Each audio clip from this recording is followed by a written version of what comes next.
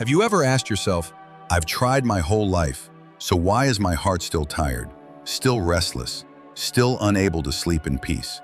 This video is a gentle journey, taking you from the darkness of ignorance to the light of wisdom within you. From the lamp of wisdom that clears the fog of suffering, to the path of insight born from stillness and mindfulness, to an inner life as steady as a mountain, and finally, to the bridge of wisdom that leads us to the dawn of awakening. Each day, simply understanding and remembering even one teaching of the Buddha is already a precious treasure for our whole life. As you listen, you can close your eyes, relax your shoulders, and let each word touch the most tired places in your heart. So your mind slowly settles, your breathing deepens, and sleep comes gently, like healing from within. If, while listening, something quietly touches your heart, please share it in the comments so we can walk together on this path of wisdom and awakening. And if you'd like more moments of calm like this each day, you're warmly invited to subscribe to Buddha's Loving Words, so you won't miss these healing journeys inspired by the Buddha's timeless teachings.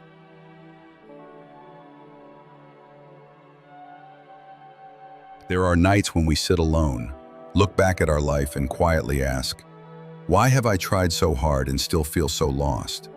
Why do I have so much information, knowledge, degrees, yet my heart still feels foggy and confused like walking in mist? In the Buddha's teaching, this is called the darkness of ignorance. Ignorance is not only not knowing, it is knowing wrongly, seeing crookedly, clinging to illusions, then making ourselves suffer. To step out of that long night, the Buddha pointed to a miraculous lamp, wisdom. Wisdom is the light that reveals truth beyond illusion. Keep your lamp of wisdom burning. Imagine a person walking in a deep forest at night. He hears the wind. He hears the leaves. He sees shadows of trees swaying around him. In the dark, everything becomes frightening. A dry branch can turn into a snake. A rock can look like a wild animal ready to attack. But when he has a lamp, nothing outside has changed. Only his way of seeing has changed. The branch is still a branch. The rock is still a rock.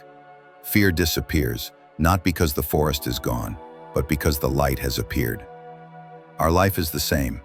So much of our suffering does not really come from circumstances, but from the way we see everything in the darkness of ignorance.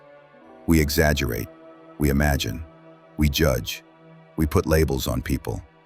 Then we scare ourselves with images created by our own mind. In Buddhism, wisdom is not just having a lot of learning. A person may read a whole library of books yet still be jealous, still full of anger, still arrogant. The lamp inside them is only a flash of knowledge, not a steady light of real wisdom. Wisdom is the ability to clearly see cause and effect, to clearly see impermanence, to clearly see non-self, to clearly see suffering, to clearly see emptiness. Wisdom helps us realize everything we are holding on to now will change one day. What we are clinging to does not belong to us forever, and the person in front of us is also suffering, just like we are. When we see like that, we blame less, we resent less, we torture ourselves less. That is when the lamp of wisdom begins to flicker deep inside our heart. To light that lamp, the Buddha gave us another precious gift, the eye of understanding. He taught, true understanding sees without judgment. It knows without fear. Look with wisdom, not with desire. Normally, we look at life through the lens of the ego. We like this. We hate that. We want others to love us in this way. We want them to treat us in that way. When our wants are blocked, we get angry. When we are praised, we puff up with pride. Both reactions come from the ego. The eye of understanding is different. It is not controlled by desire or fear. It sees things as they are. It sees that a criticism can be a chance for us to grow. It sees that praise can be a trap that feeds our arrogance. It sees that the one who hurt us is also a person who is suffering, lost in ignorance, just like us. In the sutras, there is a story about a disciple who came to complain to the Buddha. He said he had been misunderstood, slandered, and insulted. He was so upset that he wanted to leave and go somewhere else. The Buddha asked him, "If you run away to a very far place, Will there be a place where no one ever misunderstands you? The disciple thought for a while, then admitted, "Blessed One, probably everywhere there will be people who do not like me, and people who speak badly of me." The Buddha smiled gently. "Then how long will you keep running?" That question rang in his heart like a bell. When the eye of understanding opened, the disciple suddenly saw that the problem was no longer other people. The real problem was how he faced praise and blame. He understood that if he had wisdom and compassion inside, then even when the winds of opinion blew strongly, he could still stand firm. In that very moment, a part of the darkness inside him faded away. Wisdom is not only an eye, it also needs a clear mirror to reflect the truth. Truth is reflected in the still mind like the moon on a calm lake. Clean your mind, and truth will appear. The image of a still lake is very beautiful. When the wind rises, the surface of the water is full of waves. The moon is still in the sky, but its reflection in the water is crooked, broken, and shaky. When our mind is full of worries, anger, jealousy, doubt, and fear, the truth also becomes distorted. We look at our loved ones through the waves of the past, through old wounds, through fixed ideas. We look at ourselves with inferiority or with arrogance, not because truth is ugly, but because the lake of our mind has too many ripples. There is a well-known story in Buddhism. A man walked at night. He saw something long and twisted on the ground. He panicked. He thought it was a snake. He ran away in fear. In the morning, he came back and discovered it was only a rope. The snake had never existed, but the fear was very real. In the same way, so much of our suffering comes from psychological snakes that we imagine. The fear of being abandoned, the fear of failure, the fear of others being better than us, the fear of not being recognized. When the lake of our mind is full of waves, we imagine all kinds of shapes. We only need to calm down, to look a little more carefully, to see that the snake is only a rope. That moment is the moment when wisdom touches the truth. Cleaning our mind does not mean erasing all thoughts. It does not mean forcing ourselves to be good or nice in a fake way. Cleaning here means slowly letting go of old judgments, letting go of the stories we keep replaying in our head, letting go of the need to always be right, to always win, to always be better. When someone says something we dislike, instead of reacting immediately, we try to take a deep breath. We come back to watch our own feelings. When jealousy arises, we do not deny it. We gently recognize, "Oh, inside me there is a little child who is afraid of being less than others." That simple recognition is like wiping the mirror. Layer after layer of dust on the surface of our mind is removed, little by little. And then, just like the lake after the wind has passed, our mind gradually becomes still. The miracle is this: when the mind is quiet, we no longer have to search for truth. Truth shows itself. Like a still lake naturally reflects the moon, a peaceful mind naturally shines with wisdom. Many people think that enlightenment is something very far away, only for monks or saints. But on the small path of everyday life, every time we pause, look deeply, judge less, cling less, that is one step closer to the light of wisdom. When we realize we have misunderstood someone for many years because of one small event, and we dare to apologize, to let go of our pride, that is also a ray of light. When we stop ourselves in the middle of anger, do not pour it onto our loved ones, and choose silence to calm down, that is also a ray of light. From the outside, nothing may look different. Work is still heavy, difficult people are still there. Life's challenges have not disappeared. But inside, something has changed. The lamp of wisdom is no longer just a theory in a book. It has become a small but steady light, shining into each choice, each reaction, each word, each thought. The eye of understanding slowly replaces the habit of quick judgment. The mirror of our mind is cleaned every day with mindfulness and with honesty toward ourselves. And from that very ordinary place, a quiet invitation whispers within.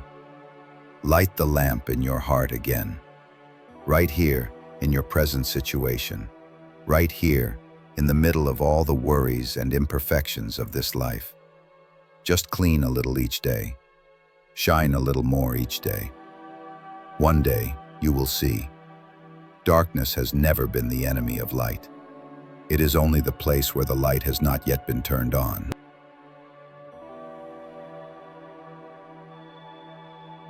When we understand that wisdom is the light that dispels the darkness of ignorance, a natural question appears. How can that light truly arise from within, and not just remain beautiful ideas in our head?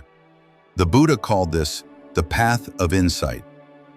Insight is not a random flash from nowhere. It is not a reward for people who are more intelligent. It is the ripe fruit growing slowly on the soil of a quiet mind and an open heart. Insight arises when the mind is silent and the heart is open. Silence is the cradle of insight. In our busy modern life, we are used to finding answers by thinking more, analyzing more, worrying more. Whenever something feels difficult, we throw ourselves into planning, comparing, and searching for more and more information. But the more we think, the more tangled our head becomes, the heavier our heart feels. Meanwhile, the Buddha showed us a very different direction. Before searching for answers, let the mind become quiet. It is like wanting to see the bottom of the water. What we need to do is not stir it more, but simply stop our hand. When the water is no longer disturbed, it will naturally clear up. In the same way, when we pause, breathe deeply, and release some of the noise inside, a very different kind of knowing begins to appear. Not the knowing that comes from worry, but the knowing that comes from stillness. In a sutra, there is a story about a young man who came to the Buddha. He was always confused about his life. Which job should I choose? Whom should I love? Where should I live? He was constantly afraid of making the wrong choice. He went from person to person, followed everyone's advice. But the more he listened, the more confused he became. The Buddha did not answer right away.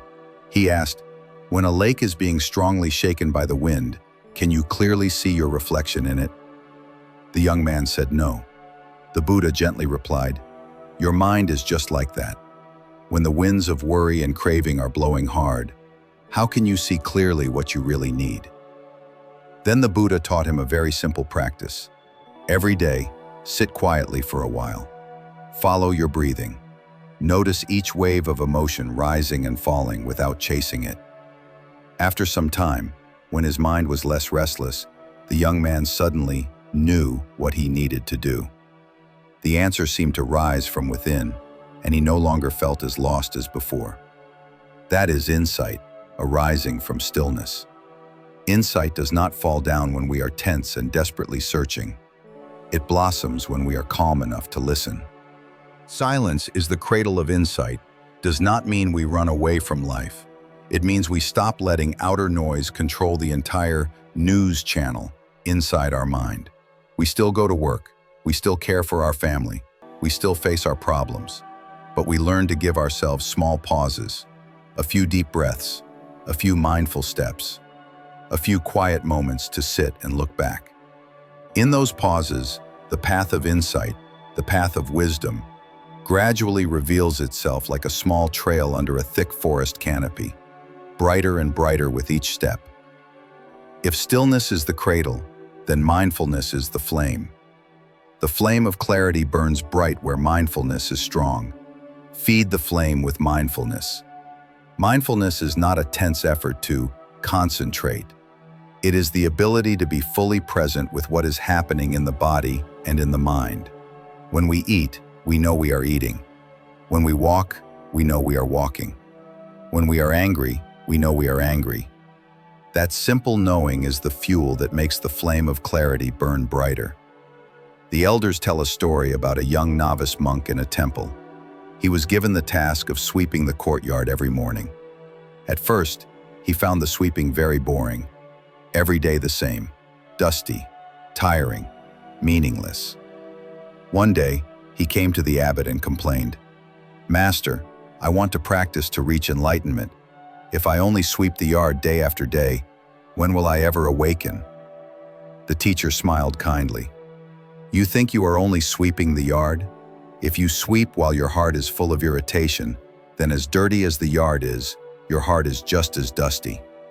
But if every sweep is a mindful breath, if each movement helps you see clearly your irritation, your laziness, your need to compete, and you can smile at all of that, then you are not only cleaning the yard, you are cleaning your own mind. From that day on, the young novice began to sweep in a different way. Each movement slowed down, linked with his breath. Every time irritation arose, he noticed it. Oh, I am annoyed now. Then he breathed out and let it soften. Little by little, the yard was still the yard, but something inside him became lighter and brighter. The flame of clarity was rising from very simple, everyday steps of mindfulness. We are the same. Few of us have the chance to go to the mountain and become a monk, but each of us has small temple courtyards in our daily life. Washing dishes, sweeping the floor, taking care of our children, driving on the road, doing a job that repeats every day. If we do those things in a mechanical way, we feel only tired and bored. But if we add a little mindfulness, those same actions become practice. While washing dishes, we feel the cool water on our hands. We see wandering thoughts. We notice the day's frustrations bubbling up and passing away, and we gently smile at them. While sitting in the car, instead of letting the mind chase every stream of news on the phone, we try turning down the noise, coming back to our breath, feeling our bodies sitting, our hands on the steering wheel. Each mindful moment like that is a small spark feeding the flame of inner wisdom. When that flame becomes warm enough, something wonderful happens. We begin to hear a very small but very clear voice inside us, the voice of inner knowing. When we are quiet enough, wisdom whispers softly within. Listen to your inner teacher. Normally, inside us there are many voices. The voice of fear, the voice of old wounds, the voice of hurt pride, the voice of habit, the voice of public opinion we have blindly absorbed. These voices are usually loud, urgent, and full of strong emotion. The voice of inner wisdom is different. It is gentle. It does not push. It is not heavy. But whenever we follow it, we feel a deep sense of, this is right, even if the choice is not easy at all. Maybe you have felt this before. You stand between two choices. Many arguments in your head pull you toward the safer, more convenient option, the one that brings more praise or less loss. But somewhere inside, there is a fragile yet steady feeling whispering, this is not what is truly right for me. When you dare to listen to that voice, despite your fear, and walk in that direction, later, when you look back, you see that even though the road was not easy, you do not regret it, because you were true to yourself. That is the moment the inner teacher speaks. Buddhism does not ask us to blindly believe in something outside. It always encourages each person to discover their own Buddha nature, the natural capacity for awareness and wisdom already within. The inner teacher is that clear, bright part of us. In one sutra, the Buddha told his disciples, "Be a lamp unto yourself." This does not deny the value of a teacher, a community, or the teachings. But in the end, we still must return to listen to our own heart, on the foundation of mindfulness and understanding. When our mind is still full of greed, anger, and delusion, the inner voice is not yet reliable. So we need support from the teacher, the Dharma, and the Sangha. But as we continue to practice, as stillness and mindfulness grow stronger, the inner voice becomes clearer, like a stream with less mud. Then listening to ourselves is no longer following the ego. It is listening to wisdom. The path of insight is not far away. It begins the moment we dare to pause in the rush of life, allow ourselves to breathe deeply, look more honestly into our own heart, and release some cravings and fears so that the heart can open. From that stillness, mindfulness is nurtured in each small act, each step, each word. Out of these very ordinary practices, a gentle and bright voice sprouts from deep within, like a young plant rising through stone. That is the voice of insight. It is the sign that we are walking on the path of wisdom. a path where every step, if lifted by stillness and mindfulness, can become a step in the light. When insight begins to spark from stillness and mindfulness, we step into another stage of the spiritual path. Wisdom is no longer a brief flash of lightning. It becomes steady like a mountain range. In the previous part, we spoke a lot about the cradle of insight and the gentle voice within. Now, we look at the fruit of a whole process of practice, a heart that can stand firm in praise and blame, gain and loss, winning and losing. The Buddha called this the mountain of understanding. Wisdom is steady. It does not shake in the winds of public opinion. Stand firm in the truth like a mountain in meditation. Imagine a great mountain in the middle of a valley. The wind can roar past. Storms can pour down. Thunder can rumble loudly.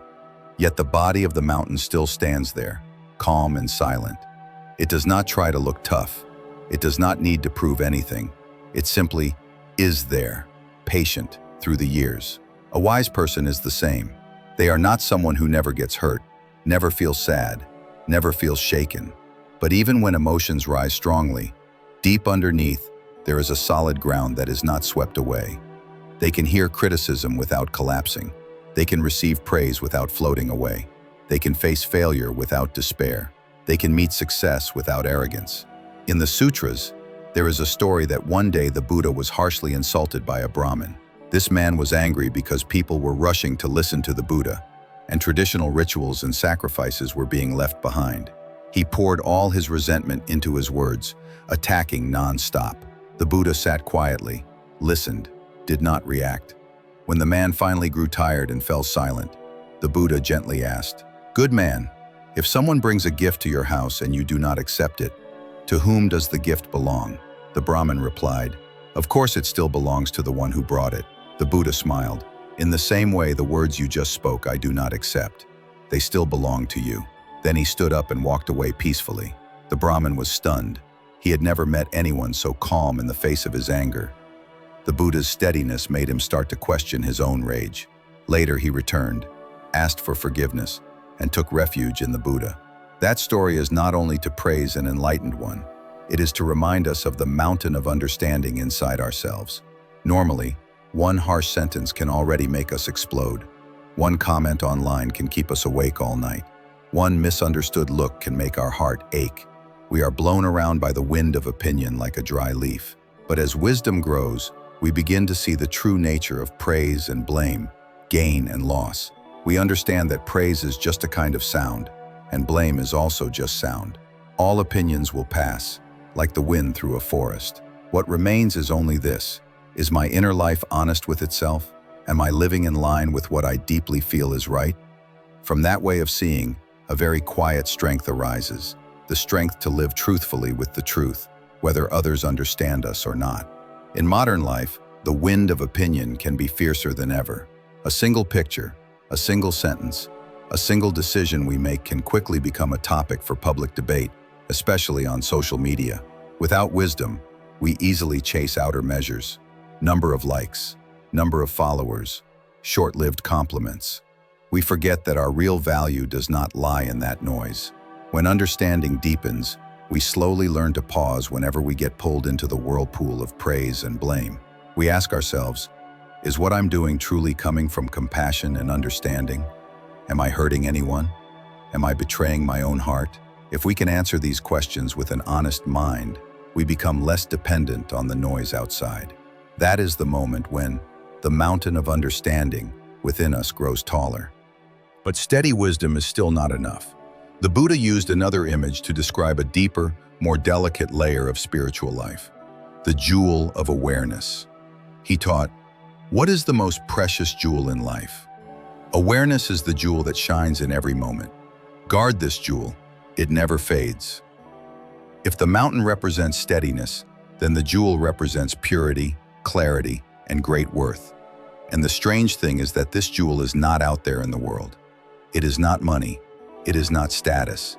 It is our capacity to be aware, to know we are alive, to know we are breathing, to know what we are thinking, to know what we are saying, to know what we are doing.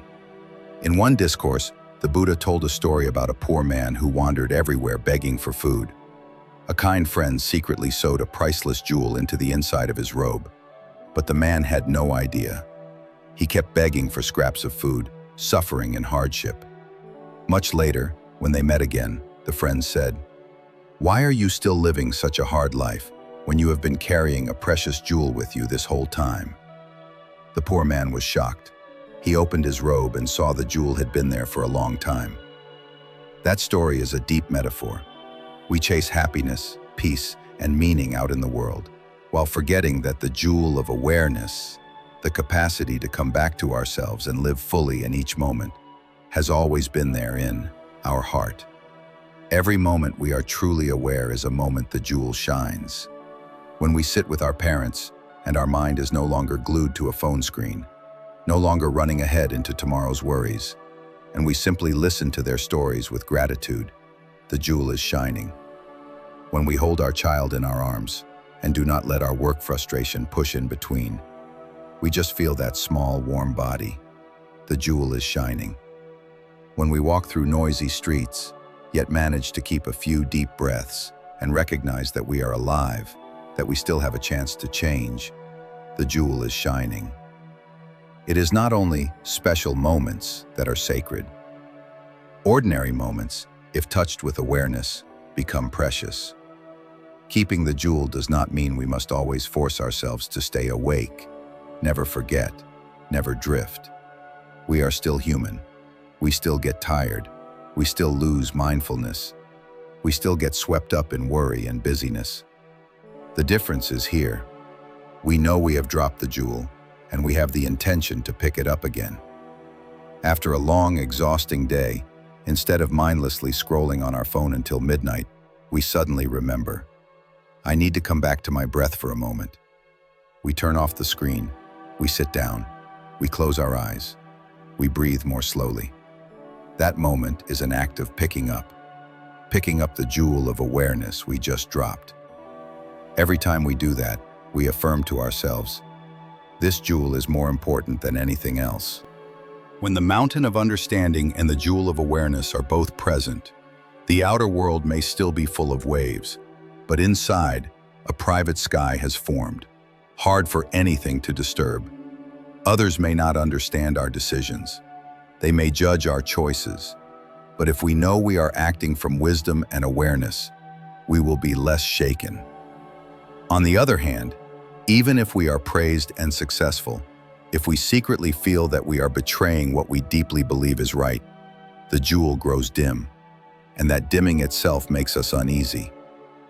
On this path, we do not need to become a dry, rigid mountain or a cold, distant jewel. True wisdom always walks with compassion. The mountain of understanding shelters the forest below, creating cool streams for countless beings. The jewel of awareness is not for us to admire alone. Its light is meant to warm those around us. When we become more steady, our loved ones feel safer. When we are more aware, we hurt others less with ignorant words and automatic reactions. Each day, by standing more firmly in the truth and guarding the jewel of awareness in our heart, we quietly add a small light to this world, so that the darkness of ignorance no longer feels as frightening as it once did. When the mountain of wisdom has become steady and the jewel of awareness has begun to shine in each moment, our spiritual path reaches a very beautiful turning point. That wisdom is no longer just understanding for ourselves. It becomes a bridge that lets us step to the other shore. The shore of compassion, the shore of awakening, the shore of a truly peaceful life. The Buddha called this the bridge of wisdom. Wisdom is the bridge between knowledge and compassion. Walk across that bridge with humility. In daily life, we often think knowledge is everything. Who knows more is superior. Who has higher education is better. But knowledge without a heart is like a boat with a powerful engine but no rudder. It can move very fast, in the wrong direction. A person with knowledge but no compassion can use their understanding to deceive, to manipulate, to harm others. On the other hand, a kind person without wisdom may love in the wrong way. The more they help, the more the other person becomes dependent and suffers more. That is why the Buddha did not praise a kind of purely intellectual cleverness. He always reminded us, true wisdom is the bridge that connects knowledge with compassion. In the scriptures, there is a famous story about Venerable Shariputra and a young novice monk. One day on his alms round, Shariputra saw a little novice bent over sweeping leaves. The boy's face was clearly tired and annoyed. Shariputra came near and spoke with him. He learned that the novice was very diligent in studying the sutras. The boy loved to debate the Dharma. He could recite many verses by heart, but he felt upset when given what he saw as small chores in the temple. Deep inside, he thought, I was born to study deep, high teachings, not just to sweep leaves, cook rice, and wash dishes. After listening, Shariputra looked at him kindly and said, You have a lot of knowledge. That is good. But think about this. If you say you understand non-self, and yet you still look down on sweeping leaves as a low job, then what are you using to understand the teaching? Wisdom or your ego? That question was like a sharp blade cutting through the shell of his pride. The novice fell silent. He suddenly saw that what he had known for so long had not truly touched his heart. That day, for the first time, he swept the yard with humility. He saw each falling leaf as a lesson on impermanence. He saw each movement of the broom as a quiet apology to himself for having despised small tasks. His knowledge began to step onto the bridge of wisdom and move toward the other shore, the shore of compassion and humility. As we walk on that bridge, we discover a gentle but deep truth. The more we understand, the smaller we feel. A beginner in the path is sometimes very fiery. They love to argue. They like to divide right and wrong, true and false. But the deeper they go into the teachings, the less they feel the need to win or lose. Not because they are weak, it is because wisdom has shown them that every being has their own karma, their own path, their own capacity. We can only extend a hand. Whether the other person takes it or not depends on their conditions. We move from wanting to prove that we understand to simply wanting to live what we understand. Quietly, humbly. That is the step of someone walking on the bridge of wisdom. On that bridge, compassion becomes very different from ordinary niceness. Compassion with wisdom does not always mean saying yes to every request. It is not blind sacrifice. It is a love that knows how to look deeply. It sees the other person's suffering. It sees the root of that suffering. It sees what should be done, what should be said, and also where to stop. Sometimes to truly love someone means daring to say an honest word that we know they will not like. Sometimes to truly love someone means stepping back, not rushing in to fix everything for them so they can learn the lessons of their own life. Compassion with wisdom always walks with humility. It does not place us above the one we help. It does not make us their savior. It quietly knows that we are also just a person learning to walk the path. And who knows, in some past life, they may have been the one who helped us.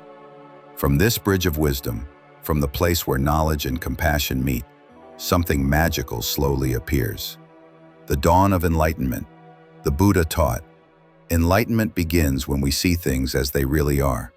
That light has always been within us. Hearing these words, many people are surprised. So enlightenment does not begin with a mystical ritual, not with some supernatural miracle. It begins with clear seeing. Seeing impermanence clearly, we cling less. Seeing non-self clearly, we put ourselves less at the center. Seeing suffering clearly, we blame life less, and we understand and love more. Just that is already the beginning of enlightenment. In the scriptures, there is a story of 4 people looking at the same river. The first person saw the river as a place to wash clothes and bathe. Very practical. The second person was a poet. He looked at the river and wrote romantic verses. The third person was a merchant. He saw the river as a chance for trade and transport. The fourth person was a practitioner. He looked at the river and suddenly saw clearly the impermanent flow of life. He saw each drop arising and passing without ever stopping.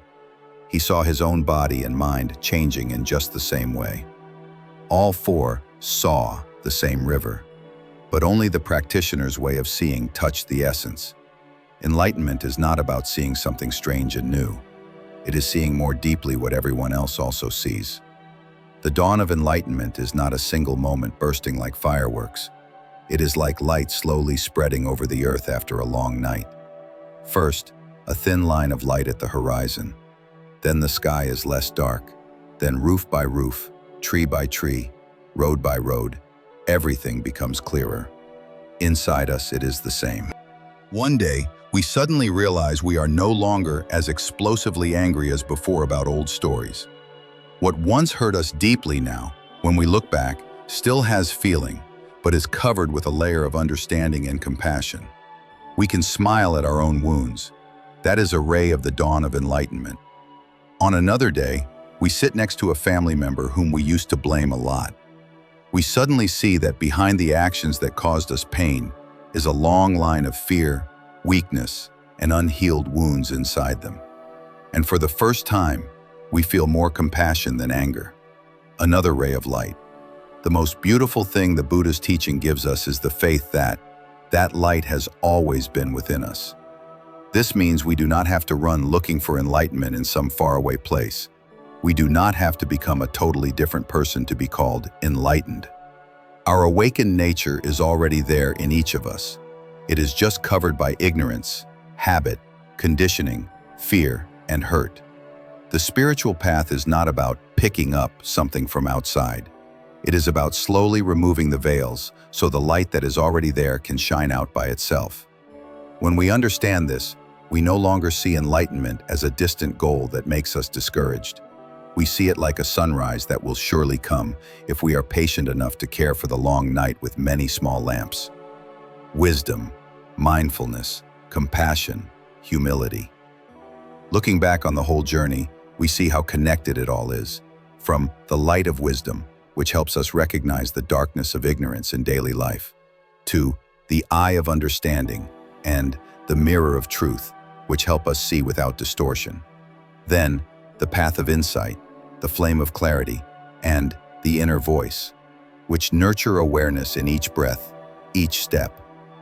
Next come the mountain of understanding and the jewel of awareness, which give us steadiness and ease in the middle of life.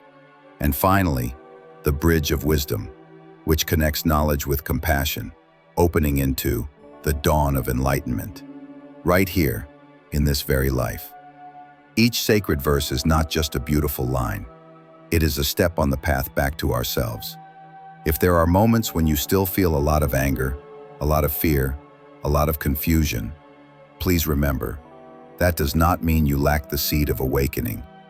It only means that dawn has not yet reached the time to fully break open the sky. Our job is simply to keep walking, to keep lighting lamps, to keep crossing the bridge of wisdom with as much humility and sincerity as we can.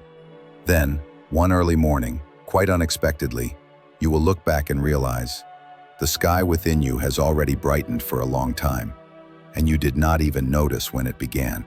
Thank you for staying with me through these quiet moments. If the Buddha's teachings in this video have helped your heart feel even a little lighter, helped you sleep a little more peacefully, or simply feel a bit less lost in this life, then I'm deeply grateful that we were able to meet here. If while listening, something gently touched your heart, please share a few words in the comments, so not only I, but also others who find this video can be supported and healed together with you. You can also click like and share this video with someone who might be in need of a little peace. And if you'd like to keep walking this path of awakening together, I warmly invite you to subscribe to Buddha's Loving Words so that every night, every time you feel tired, you'll have a place to come back to listen to the Buddha's teachings, to gently hold your own heart, and to fall asleep in a sense of calm and safety. Homage to the Buddha, our teacher Shakyamuni. From the bottom of our hearts, we thank you for supporting Buddha's Loving Words. May the teachings of the Buddha continue to touch every heart, bringing peace and happiness.